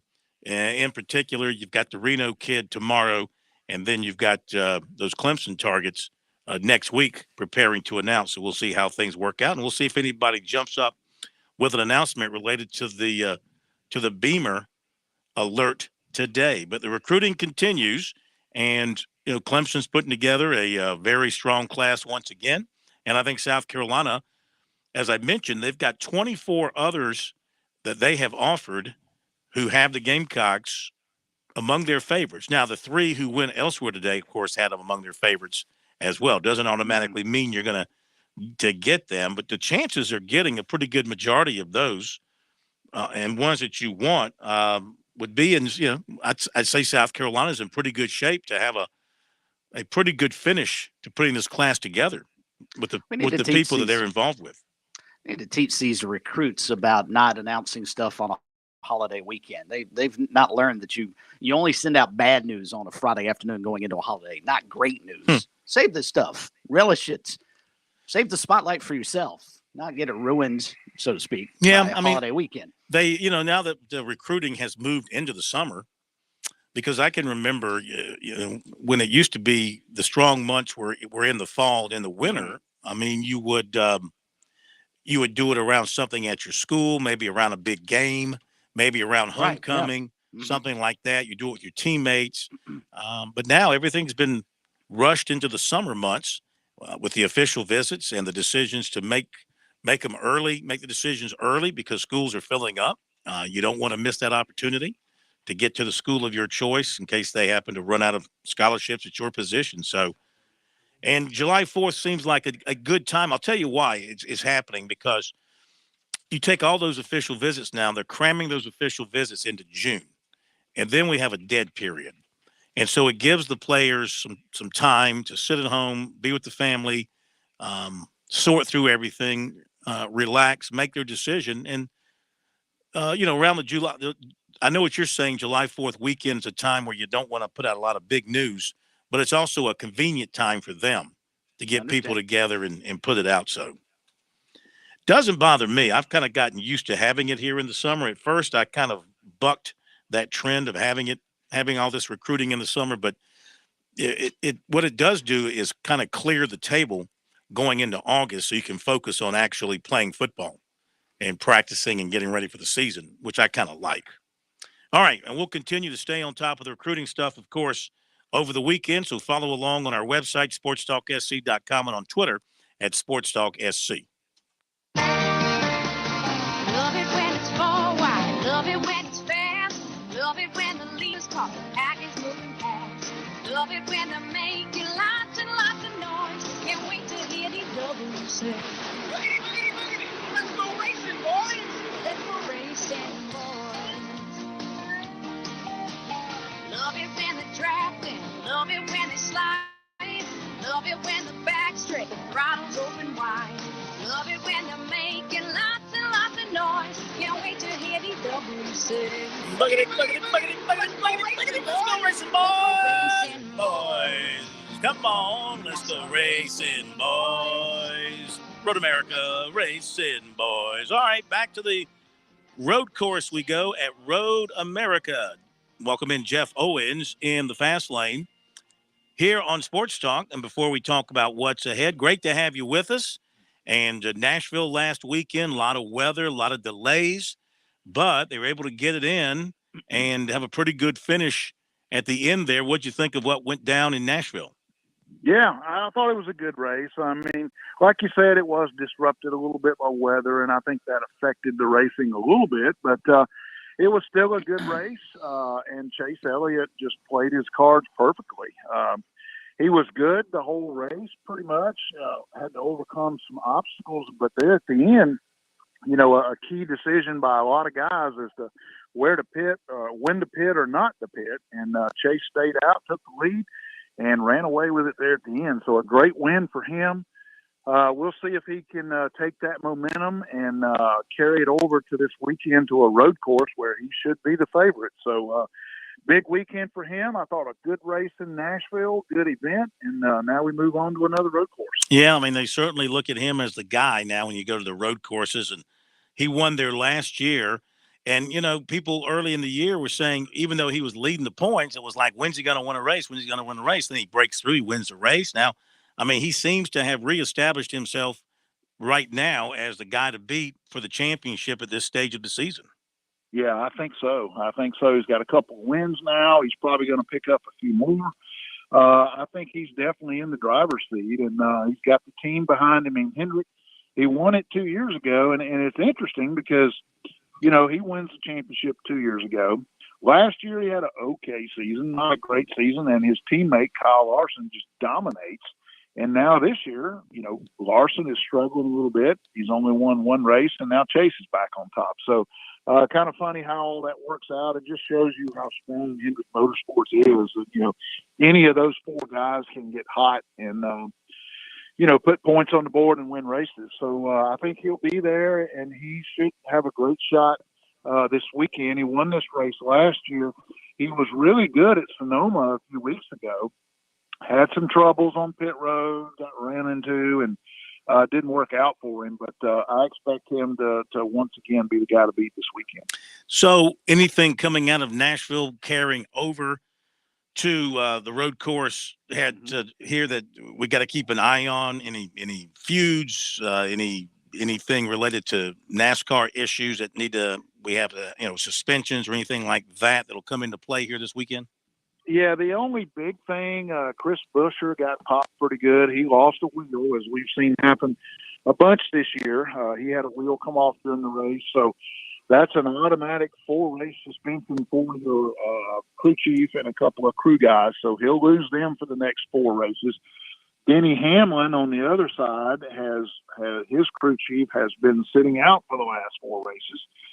So he returns this weekend, so that'll be good for him to get that back. But those are pretty much the only 2 things. There's been a lot of penalties this year for loose wheels, and there's been several drivers who have lost crew chiefs for a while. Brad Keselowski, had that big incident early in the year and got popped pretty heavy. They appealed that, and they lost that appeal, so his crew chief has been out for a little bit as well. But those issues are getting resolved, and somebody else will get popped this weekend. It seems like those wheels and tires keep coming off, and it continues to be a problem. But those were pretty much the only big issues we had out of Nashville. Mm-hmm. Jeff Owens in the Fast Lane every Friday night here on Sports Talk. And, Jeff, that obviously brings up the question, why? The drivers, the crews know exactly how hard the hammer is going to swing from NASCAR when a wheel goes rolling down pit road. Why are we continuing to have these problems now with, 9-8 races left to go before the playoffs? Yeah, that's a great question, and I don't think anybody's got a great answer. But they went that was one of the biggest changes on this car. They went from the 4 lug nuts to a situation where you just got one now, Right. And obviously, to me, it seems like that one lug nut is not working. It's not doing its job. They're not getting it tight enough. I don't know exactly what's happened, but that's been a pattern all year long. You see somebody every single race loses a wheel. The wheel just comes off in the middle of the race at 200 miles an hour, and that should never happen. It's hard for me to believe that every one of them is a mistake by these crewmen. I think there's got to be a mechanical issue going on with those wheels in this car that's causing this, and they need to figure that out because it's a bad deal to have that happen anyway. It's dangerous, and you're going to have a bad race because of it. But then to turn around and suspend your crew chief and your crew guys for 4 races for it, I think is a little bit over the top, in my opinion. I think they really need to take a close look at this thing and figure out what's going on with this lug nut and fix it because I think it's a mechanical issue instead of crewmen just making mistakes. You and Phil were chatting earlier about Chase Elliott's return to Providence and probably dominance, maybe a better term, the way he's been running here this season and certainly of late. The guy who's right hot on his heels is Ross Chastain, and I don't think anybody would have picked him to be sitting there in second place right now, especially with the new team in Trackhouse Racing.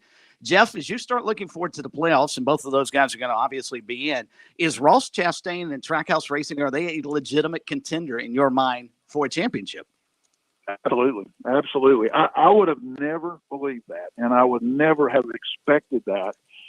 And I think in previous years, that would have been practically impossible for a new team to come into the sport. They've been around for a couple of years, but this is essentially a new team owned by Pitbull and Justin Marks, a racer that's been around for a while. But they put this team together, and they gained some resources by buying Chip Ganassi Racing. But this new car has played in their favor. It is definitely even the playing field, and it's allowed teams like that to catch up to the Hendrick Motorsports and the Joe Gibbs Racing and the top teams. And you plug in, you take that equation and you plug in a couple of talented young drivers in Ross Chastain, who'd been bouncing around to different cars for a while, but everybody knew had a lot of talent.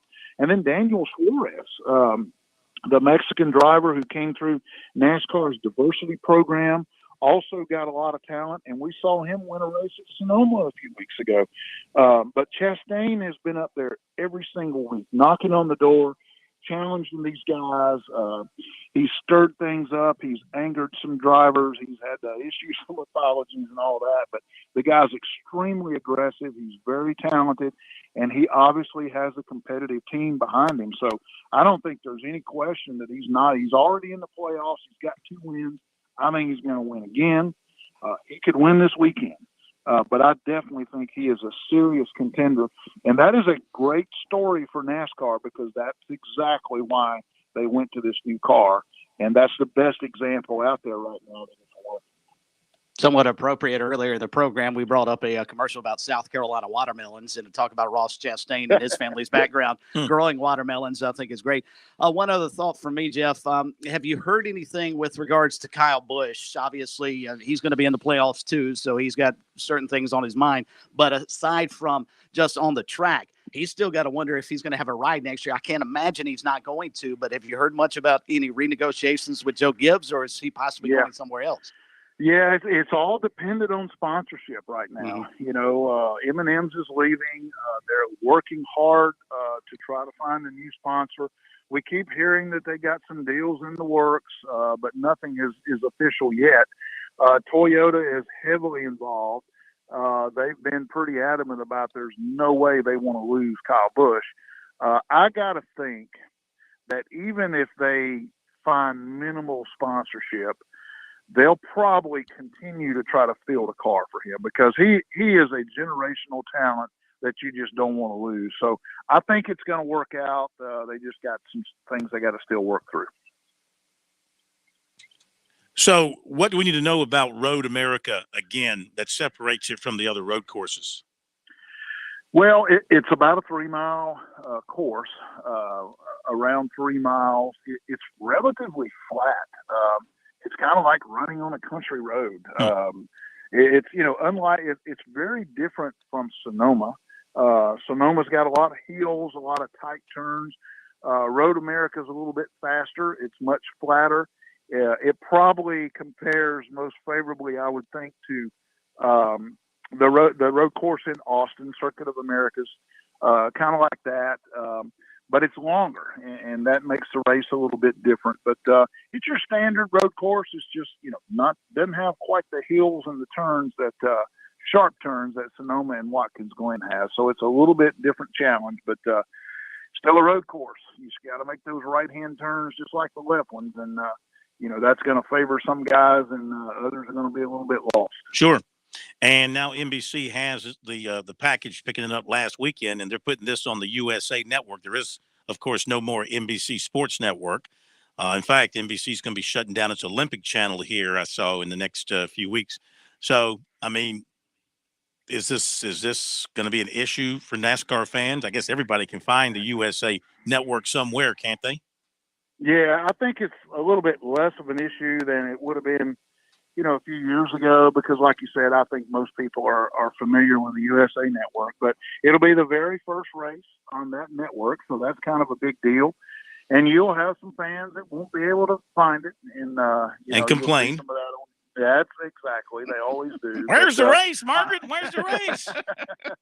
You would think some of these people, you know, don't even have TVs or something, or they got to climb on top of the house and then, you know, adjust the antenna or something. But I think it'll be fine.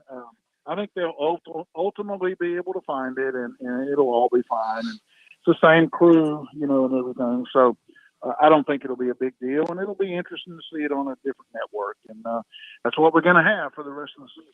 All right, my friend. Of course, we thank you so much for being with us. Have a great July 4th holiday weekend. Hope the racing's good for you, and we'll talk to you next week. All right, guys. Have a great weekend. Thank you. Thanks, Jeff. Great stuff from Jeff Owens in the fast lane. So You got Chase Elliott leading. Ross Chastain, Joey Logano, William Byron, Denny Hamlin. That's your top 5. Kevin Harvick, who hasn't won a race since Obama was in the White House, sitting right there at the cut line, and he's got a 9-point lead over Eric Almirola. See what happens there moving forward. Back after the break.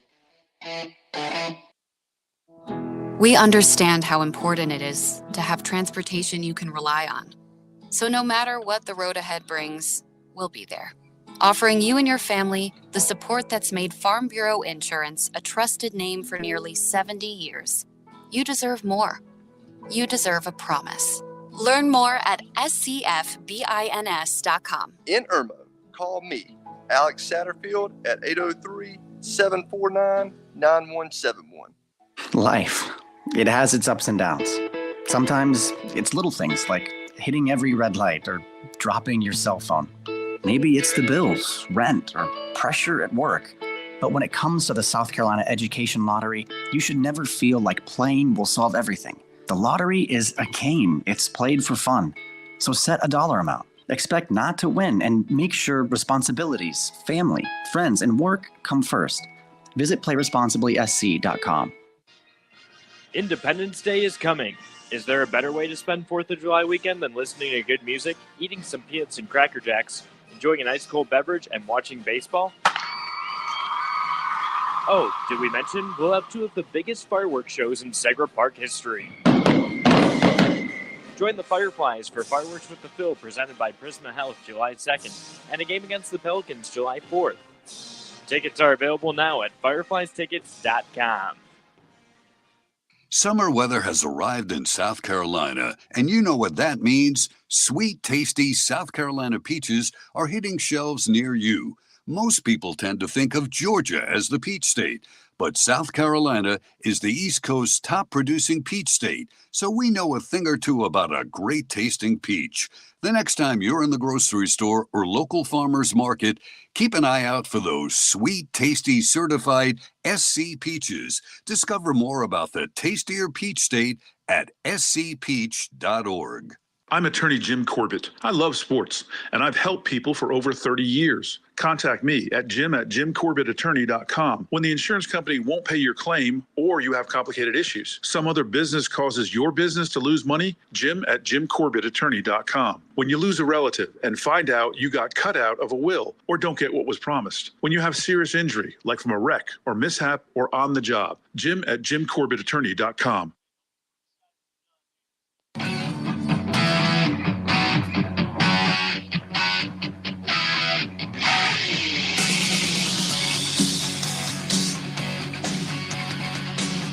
All right, birdies and bogeys with George coming up. We'll update the leaderboards here in a moment. Got a special welcome from Chris Bergen to a good friend back with us on Sports Talk. Yeah, you just heard their commercial. Alex Satterfield and Farm Bureau Insurance back with us for another season.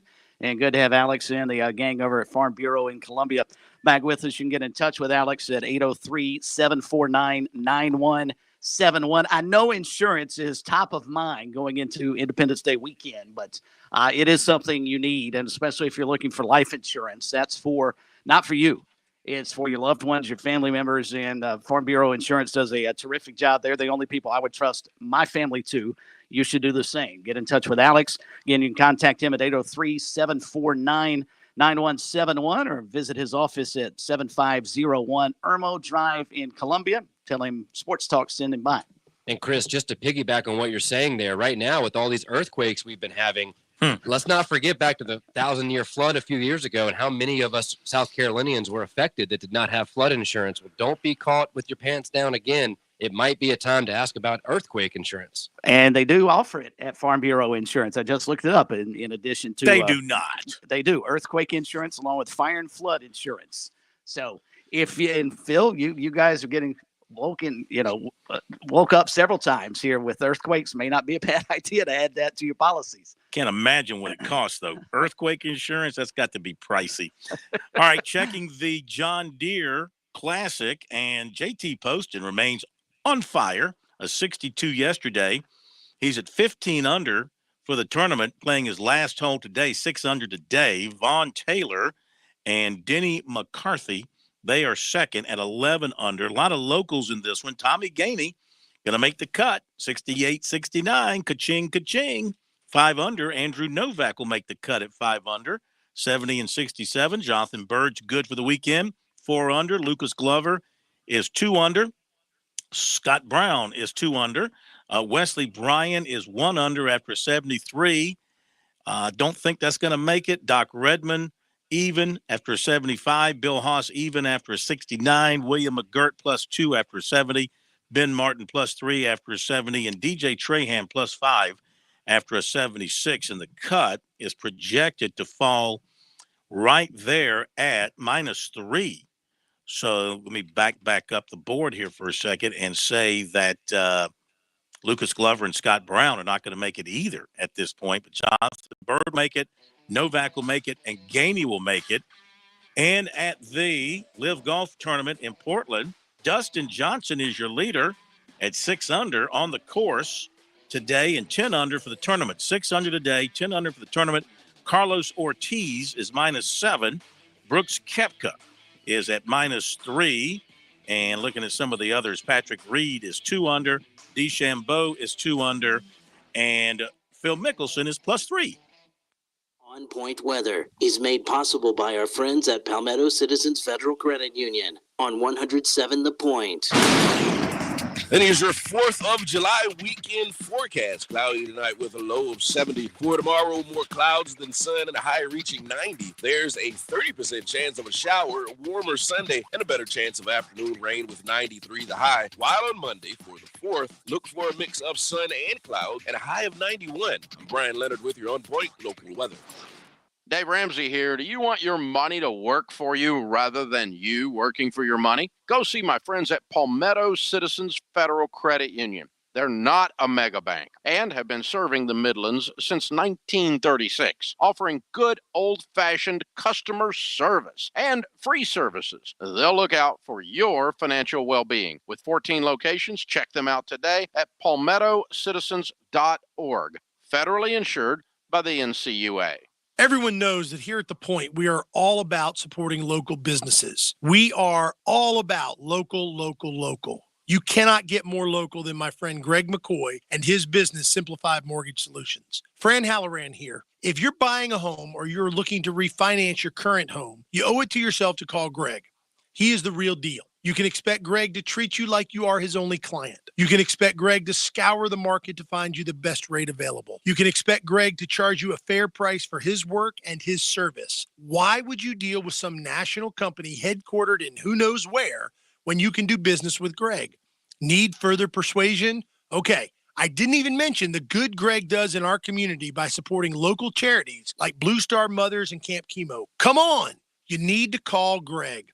Online at simplifiedmortgagesc.com, or you can call Greg at 803-722-6044. That's 722-6044. If you're an avid shooter or you're new to shooting, Shooter's Choice is your paradise. A firearms specialty store with all types of firearms, ammunition, accessories, AR platform rifles, shotguns, hunting rifles, and much more. Shooter's Choice has the largest and best selection of firearms in the area. Shooter's Choice is the oldest, the most professional firearms dealer in the Midlands. They've served us for more than 30 years. Family owned, they've never let themselves lose that hometown feel. You go into Shooter's Choice, you'll get experts who hunt and shoot. It's not like some big box store. Their staff has decades of experience. You just won't get this anywhere else. From the classics to the newest cutting-edge products anywhere in the firearms world, they buy, sell, and trade firearms. They have an indoor firing range for handguns and hunting rifles. If you don't want to spend the gas money, hop on shooterschoicesc.com and shop online 24/7. Whatever you choose, Shooter's Choice will make it easy on you. In West Columbia at 944 Sunset Boulevard or online, shooterschoicesc.com. Make it your first choice, your best choice. Make it Shooter's Choice. When you're a military veteran with over 40,000 organizations trying to help you, it can be hard to find the right information. That's why AARP brings together valuable resources to help you navigate your options. AARP.org/veterans. With the free veteran employment and fraud prevention resources, caregiving tools, and access to discounts, AARP, on a mission to support veterans. Visit AARP.org/veterans today. You've seen the news. You've talked to your friends. You may have even looked around yourself. Home prices are nuts. Seems like no one is offering any kind of discount except Lexington Discount Homes. Discount is their middle name. Quality homes that fit your budget with the size, model, and floor plan that your family needs. You can still afford your dream home at Lexington Discount Homes. Augusta Highway near Ballpark Road, 803-951-1900 or LexingtonDiscountHomes.com. You know what? I get asked every now and then, Kev, when you say my guy, do you really have a my guy at Palmetto Exterminators? Well, I really do. Ron Byers is my guy. Do you realize I've been a customer of Palmetto Exterminators for 20 years this summer? That's over the course of 3 homes, longer than my kids have been around. I'm loyal to Palmetto Exterminators for several reasons. First, they do a phenomenal job with pest control for a very fair price. It's just not a concern around my home. They take care of everything from regular visits to termite inspection, mosquito care. This is a company that's been around for more than 60 years serving the Midlands. When they come around, they're clean, they're courteous, and they're on time. Look, it's not just me. When it comes to things like those pesky mosquitoes, Palmetto Exterminators voted best of Columbia in Columbia Metropolitan for their mosquito control. I could have told you that before anyone even voted. What else can you possibly need from your pest control company? If you're looking for someone to help you, look no further than my guy, Ron Byers, Palmetto Exterminators. Online, it's palmettoexterminators.net or call them 254-5833, 254-5833. 4. Straight down the middle. It went straight down the middle.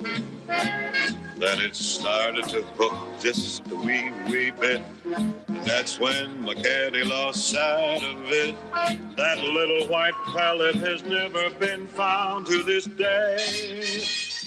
All right, time to talk about the great game of golf around the state of South Carolina, and we bring in one of the icons of the game of golf in the Palmetto State, George Bryan III, with us here once again. Birdies and bogeys around the state of South Carolina. George actually on the road with the fam. They're up at the John Deere Classic, and they were walking with the son, Wesley Bryan, as he was courageously trying to make the cut for the weekend. The way it looks right now, unless it shifts, he's going to come up a shot short of doing that. George, welcome in. I know that's kind of tough news to have to swallow, but that's the game of golf, at least on the PGA Tour. You know it is, and it was probably tougher finding his ball on 17, but his wife Elizabeth did, and he hit a miraculous shot. So on the way to missing a cut, he hit plenty of great ones, and that is it's a great game, but it's the most unusual game out there. Well, everybody ought to at least try it, and if you're playing a little bit, play more, especially if you want to enjoy a wild ride, even if you're a tour player.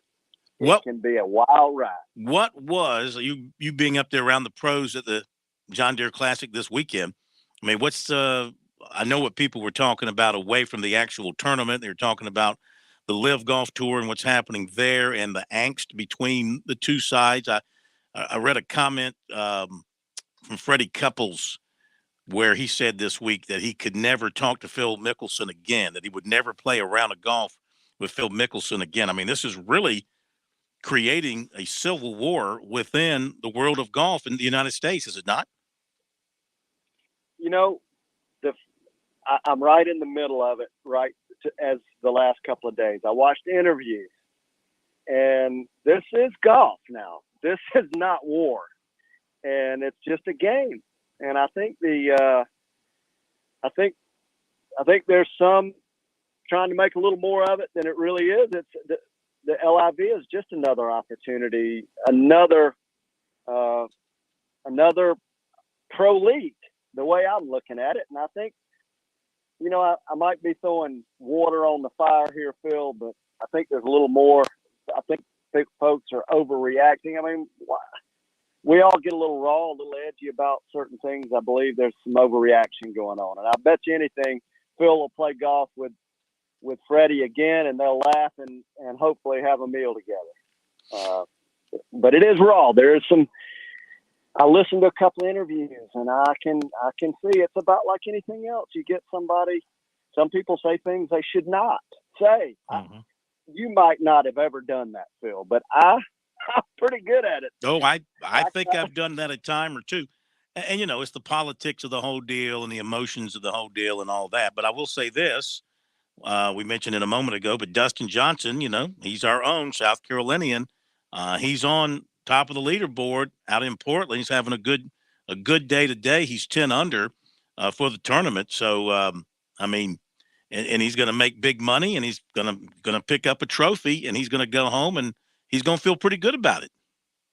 Well, and that's one thing that some of the folks that are out there take their eye off. These are professional athletes, and they are paid to play the game. And I just say it's another opportunity.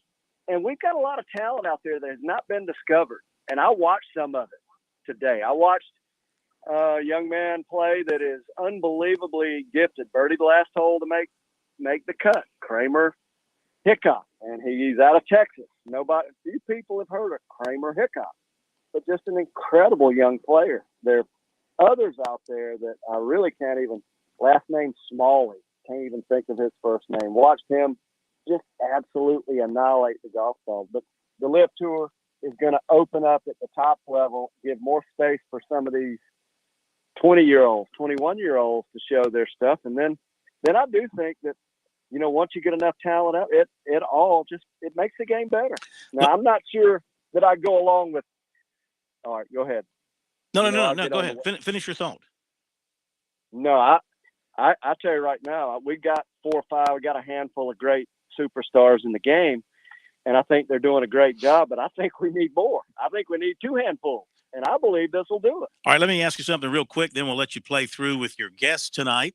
This is pertinent to the Midlands because you're on the golf course every day. What is the rule if your ball is sitting on the green 3 feet from the hole and an earthquake strikes and it ends up moving 25 feet from the hole?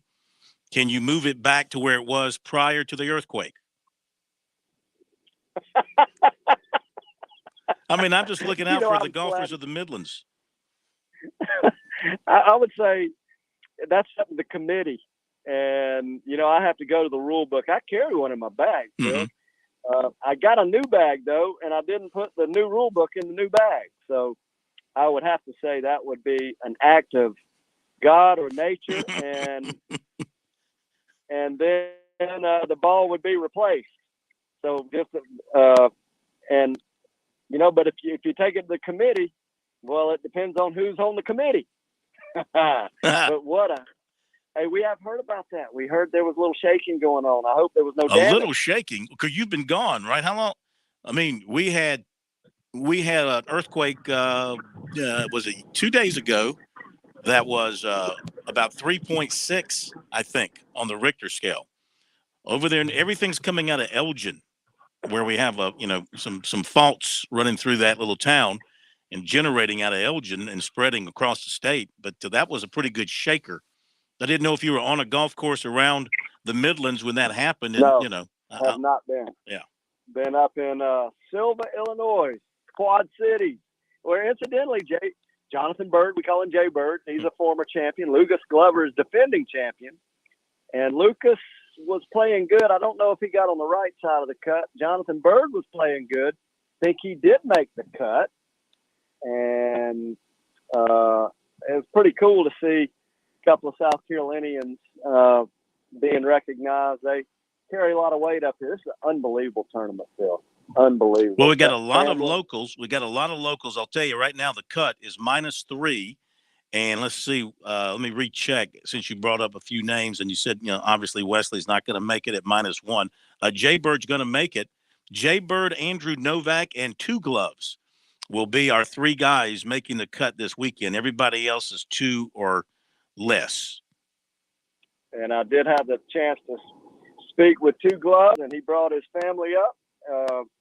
And they are fine-looking young men, at least 2 of, I don't know how many children he's got. I saw at least met 2 of his boys, Thomas, and I do forget the name of his younger child.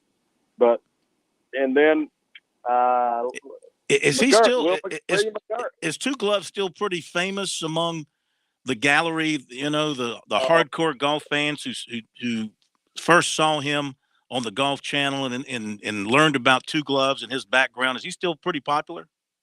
Absolutely.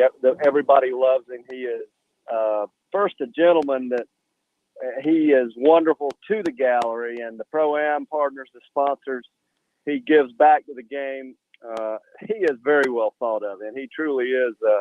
He's a gentleman. Now he's got his own style, which, I appreciate that too. There are a few of these folks out here that are making that popular even today. They're not all cookie cutter robo pros. And Two Gloves, he's got his own style. He's fun to watch, and he's playing good.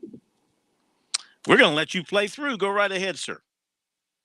And I tell you what, I want to introduce Rob Thames, Director of Technology for the Tsunami Bar Sports, Director of Technology and Education. Welcome, Rob. Good evening.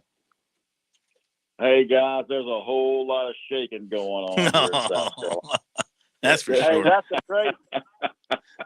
a great lead into introducing Tsunami Bar Sports as a July sponsor of Birdie and Bogies. And hey, Rob, just real quick, take that lead and run with it. A little bit about the Tsunami Bar technology, please, sir. Yeah, I'll just throw a couple of quick items out there. You're speaking of shaking. That's what the Tsunami technology is all about, getting that deflection and the movement in the bar. And there's a few products out there that every golfer really needs to check out. The Laginator really helps you, hold that lag and create an impact position when you're really over the golf ball that you really need to feel and hone in. So when you do get in live action, the repetitive motion of that Laginator really helps you make great impact. The 47.5-inch multi-stick, it's the best warm-up tool there is. I cannot think of another tool that you can carry in your bag, pull out before you start playing, go through a routine to get the heat rolling, to get the blood flowing, so you can be ready to play. And that thing is just, I know you call it the 47 from heaven, and it is really that good. And then we've got the 63-inch multi-sticks. They're very mobile. You can carry them with you, put them in the trunk of your car. You can take them at the house. You can take them on the road. You can get anywhere you want. I know, George, you had them out on the beach. I've seen it. And you can get a workout in just about anywhere you're at. Very effective and cost effective as well. So those tools right there, everybody needs to check them out. But we're going to be able to feed into the Sports Talk website, and Phil Kornblut, we hadn't got all that loaded up just yet, but Phil, you got those tools, and I get back in town, I'll be talking to you about some of the special protocols to not just help with the golf swing, but also get your body in condition. It's great for the heart. Vince Bismara has said that there's one thing that impresses him: with a little bit of work, that heart, you get great cardio output. Blood flow to the extremities, baby. Blood flow to the extremities. And I'll tell you what, there's one thing, I'm going to shift gears back to golf. Rob, these young fellas and on the PGA Tour are creating tremendous club speed. That's like off the charts. I'm looking at these tools measuring speed, and I don't know, comment on what your take is on these young folks creating this enormous club speed. Yeah, it's really fascinating to watch these guys go. And I'll go back to a couple of weeks ago when Fitzpatrick, young Matthew Fitzpatrick, came out there and just started hammering the ball. He's moving the ball out there well over 300 yards off the tee, and he flushes it just about every time he gets over it with an iron. But if you go back to when Bryson DeChambeau came on the scene and started really, after he went through his little transformation and started just launching the ball, Fitzpatrick was quoted as saying that he's just making a mockery of the game because he couldn't hit it that far. And he went out, DeChambeau won the U.S. Open on a very difficult track. So what was the answer? The answer for Fitzpatrick was to hit some speed protocol, and he got on it, and now he's the guy moving it out there. So it's something that everybody can achieve, and using the proper tools and technology and protocol can help you create that club head speed so everybody can launch it. Hey, speaking of speed, I was in a conversation with Jonathan Bird. Jonathan Bird moves it out there pretty good. Still at mid 40s. He just pounds it. And I said, Johnson's got a young son, Jackson Bird, who's getting ready to be, I think, a sophomore, who we will be speaking more of. He is highly recruited by a few schools at this point. But I asked Is there Jonathan any doubt where he's going to go? Is there any doubt where he's going to go? I mean, come on. I tell you, at this point, I don't think there's any question. But you never can tell. I don't think Jordan would be taking anything for granted. That's the coach of the Clemson Tiger golf team. But he said Jackson went by him a year ago. That means they're getting younger and faster. Jackson Bird, by the way, is they're from Sea Island, Georgia, and he's already one of the top juniors in the country. But they're younger, faster, and one thing that does get my attention, there are a lot of injuries, a lot of tweaking injuries with especially DeChambeau. He is one we just spoke of, and so we'll be following that along. Rob, I don't know if you have any comments about the injured reserve in golf, but there's there is a comment to make on that, and it's the evolution of the training and the knowledge that we're gaining over a period of time to do it properly. Going back, Gary Player, he's still fit as a fiddle and doing quite well, but he didn't follow the kind of training protocol that some of the guys followed, in the modern game, where they just wanted to get on the weights, train like, more like football players, power lifters, put on shorten the muscle instead of lengthen it, not work on the speed so much or the mobility, and it led to injuries over time. And Bryson is kind of the latest in that lineup, and we still don't know how that's going to shake out. I mean, he's just recovering from his first round of injuries. Now we'll see how it goes after that. So hopefully he's made some adjustments to his protocols so he can kind of ward off some of that. But there is a proper way to do it and a way that's going to be kind of risky. So they just need to be knowledgeable or get with somebody that can help them out and get on the right track. Well, I tell you what, that's last week we talked a lot about the boys. I'm going to shift gears, and in this segment we've got to talk about the WSCGA Junior Girls State Championship. It was conducted over at Myrtle Beach and Madison Messenger from the Dunes Golf and Beach Club, a local, just absolutely ran away from the field. Started the day 14 shots ahead, did not slow down, had her third consecutive round in the 60s with a 68 for a 16 under par 200, setting all kind of records.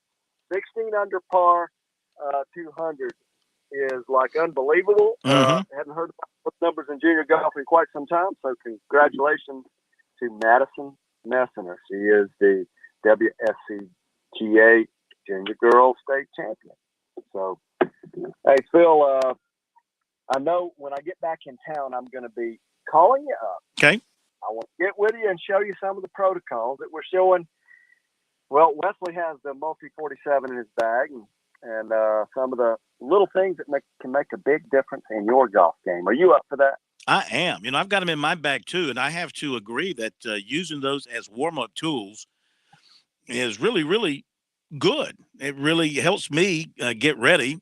I mean, it doesn't do much once I, get on the course and start heading down the course. But at the first tee, I look really good. And I get a lot of people staring at me when I'm using the tsunami bar and everything else. They look at me and they go, I know what they're thinking. That guy's a player. And then I wait for him to leave, and then I tee off. And then, we go on about our business. Well, what we're going to do is we're going to set the clock. I'm going to show you a few things. There is on your website, I'm sure there's a way that you can tune in and we can do the before and after with Phil Kornblue. We're going to take you through a progression heading into the fall. Rob, how do you react to that? What do you think about that, Rob? I'm liking the sound of that already. I can't wait for some of that. Hey, I'll drop just a little nugget going right back to the speed aspect. I'm working on a little tool that might come out in the future, but I kind of did some speed training with it for a couple of weeks and got on the flight scope just a couple of days ago and recorded a 92 mile an hour club head speed with an 8-iron. Oh, so And mine's usually like an 82 or 84. So, and I know that was just one swing, but there was 89s and 90s in there, but the 92 was the high. So, just a little hint. The stuff works, and Phil can't wait to get some of the protocol and really get another take from you on this thing. Absolutely, look forward to it. Well, Phil, this has been fun, and I'll just go ahead and do a little sign off. Hey, for Rob Thames, this is G3 from Silva, Illinois, in the Quad Cities. I'll have the weekend off after our tangle on 17. It wasn't ours; it was his. But we'll get to enjoy the Quad Cities, and until I get back in town, see him high. Happy 4th of July, but shoot 'em low. Gentlemen, thank you as always. Rob, thank you. George, thank you. Great stuff. Can't wait to be doing more with you on the Tsunami Bar and the accompanying equipment. I have both. Chris, I have both of the things that they are referring to in my bag. And, I mean, they are very useful tools. And if you are a good golfer, you probably know ways of stretching and limbering up and getting ready for your round. But these particular bars, these particular tools can only help you. They can't hurt you. They can only help you. No, and most of us grew up playing golf. You stretch by grabbing your 7-iron and your 3-iron and swinging them back and forth, and hopefully you were ready to go by the time you got to the first tee. These are way, way, way better. And I was just reading through some of the things that it can do with regards to conditioning and getting sort of golf-specific exercise, because golf obviously is a little bit different than every other sport, and every other sport has its own little intricacies in terms of your body movement. But I think these things are terrific. You'll have to let me borrow you. Nobody touches my Tsunami Bar. No, I do love it. I just wish I could I wish I could transition from that to the actual golf club and hit the ball better. But I will. It's all about practice. Despite what Allen Iverson had to say, practice. Golf, you need practice. And George will tell you. I say, George, how can I get better? Practice. Yep. Hit balls. And who's got time for that? But, if you want to get there, you got to practice. You just can't roll the ball out there on the number one tee every time and think you're going to go out there and be, a decent player. It takes practice. All right. Thank you to the guys for being with us. Thoroughly enjoyed it. Let me touch on a few other stories that have popped up today, and I want to mention before we get away, the Learfield Directors Cup final standings came out. Really an unfair measurement in a lot of ways, because let me guess, Stanford won. Well, I could open up the whole thing and tell you. I only looked at the Gamecocks and Tigers because you got some teams playing, many more sports than the rest, but they do limit the sports that are counted. They do have a system.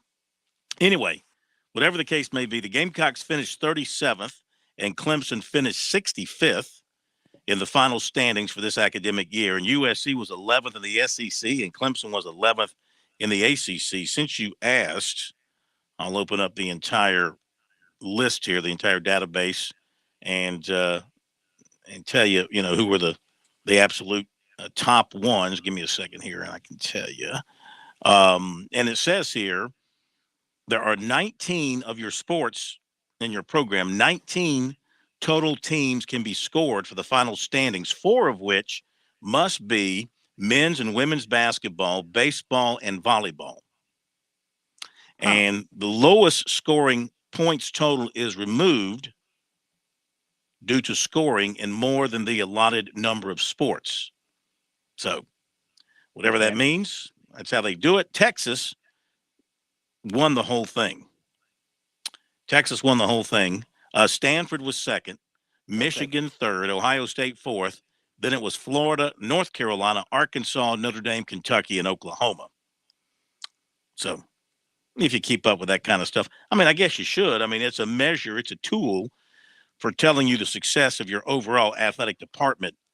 If you're South Carolina, you finished 37th in the country. You finished behind teams like schools like Northwestern. You finished behind Minnesota. You finished behind BYU. Duke, 21. Remember, these other schools, they make up points in the other sports like lacrosse and track and field, I guess. But if you're Arkansas. Clemson and you're 65th, you got to say, what's up with that? You finished behind Denver. You finished behind Pepperdine. You finished behind Indiana, Iowa. You finished behind Yale. You finished behind Rutgers. Wake Forest was 45th. Harvard, my alma mater, right there at 39. So, well, you know, in a perfect world, and we live well beyond a perfect world, but this is how you should measure an athletic director's job, right? Because this evaluates every program on campus. Yeah. Yeah. But of course, we live in a world where football is the only thing that matters. So in our if world. you stink at football, yeah. In our world. If you stink at football, then you're not doing a good job. Congratulations to a new multimillionaire in our state, Jean Morant. 5 years, $231 million, his rookie max extension. Pretty good. Clemson's going to play Loyola of Chicago in Atlanta in an event there. That'd be a great game. Yeah, and the USC women are going to go up to play at South Dakota State this coming season. Going to play the Jackrabbits. The Jackrabbits won the women's NIT. All right, that'll do it. Have a great 4th of July weekend, everybody. Into next week. We're back with you on Tuesday. Thank you so much, Chris. Thank you, Pat. Yes, great sir. jobs, everybody. Happy holiday. See you Tuesday.